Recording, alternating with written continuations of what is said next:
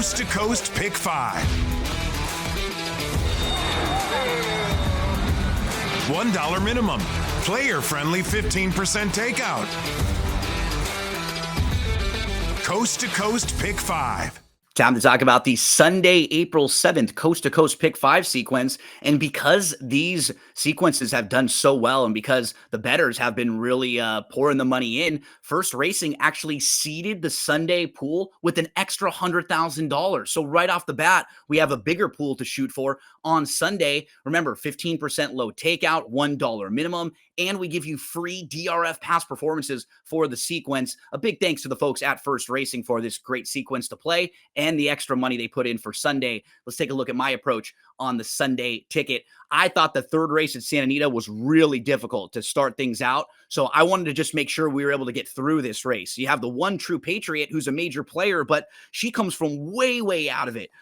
Not exactly sure what the pace scenario is going to look like. Horses like the 4, 7, 8, 9 could see any of them forwardly placed. So I just wanted to use as many as I could to try to get through this thing. We went 1, 4, 5, 7, 8, and 9 to try to get the Coast to Coast Pick 5 started. Let's bounce over to Gulfstream Park for the second leg of the sequence. I thought the one from the inside, Smithwick Spice, is really, really quick and is capable of going this far. This is a horse who actually beat a really good sprint group last time out. One of the horses that he defeated is named Yes, I Am Free. He's going to be a major player in a stakes race this weekend at Keeneland. The number 4 horse, Eyes on Target, probably the one they'll have to beat. He will come closing. The same can be said for Space Launch. I just think he gets a little more pace to chase in here. He's not a win machine, but he rarely runs a bad race. 1, 4, and 6 in the 9th at Gulfstream Park. We move back to Santa Anita. This one is the 5th race. It's the John Shear Mile. We'll be going 6.5 furlongs down the hill. I'm going to use 2 horses in here. The 2 Miracle Mark and the 4 Heart Headed, who we have a replay of. Lucia pulled this one up. I was kind of laughing because the replay for this horse reminded me a lot of the replay for the horse that we looked at on Saturday. Heart Headed was able to stay close, but was sitting just behind horses down inside and moved to the tooth path in between horses. Just could not quite hold off a late charge in here of Stay Hot. Stay Hot has won 3 stakes races in a row. So for Heart Headed, being defeated by that really, really sharp rival, just no shame in that one. I think Heart Headed has speed, but can sit off the pace. And if they go really quick, the 2 Miracle Mark will come closing. So we'll use the 2 and the 4 in race 5 at Santa Anita. Moving to race number 7. It's a Calbred maiden special weight race going 6 furlongs on the turf course. You have 9 horses in this race that all came out of the same race last time. Watched it back. I didn't really love any of them coming out of that race.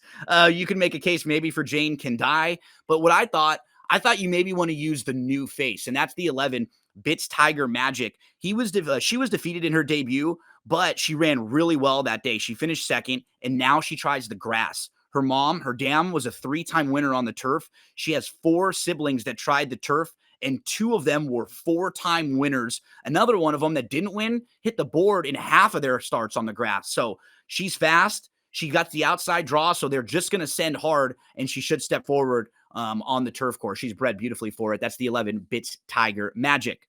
We'll finish up in race number 9 at Santa Anita. It's the Angel's Flight, 6.5 furlongs down the hill. I'm going to go 3 deep in here. The number 2, Rascality, is very, very fast. We've actually used her before on one of these Coast to Coast Pick 5s a few weeks back. She flew on February the 25th, and she cleared the field, and she won nicely in her first turf start. The 3 Alluring had a brutal trip last time out. Go back and watch that race. She had legitimate trouble. She was DQ'd trying to find room. I'm also going to include the number 11, Loon. This one, probably the class of the field. Grade 3 winner, was actually a Group 3 winner overseas in France. And then Phil D'Amato was trying to figure out where she fits. He put her in the Breeders' Cup. That was just a little too tough for her against the juvenile fillies on the turf. This is a really nice spot. 2, 3, and 7 all together will add up to a $108 Pick 5 ticket. The single will come in race number 7 at Santa Anita. That's the 4th leg of the sequence. Here's a look at how I'm playing it. Remember, we also will have articles for you on DRF.com with different members of the DRF staff sharing their approach to the sequence. We just want to help you out so you can score on these great coast-to-coast Pick 5 wagers each and every weekend from our friends over at First Racing.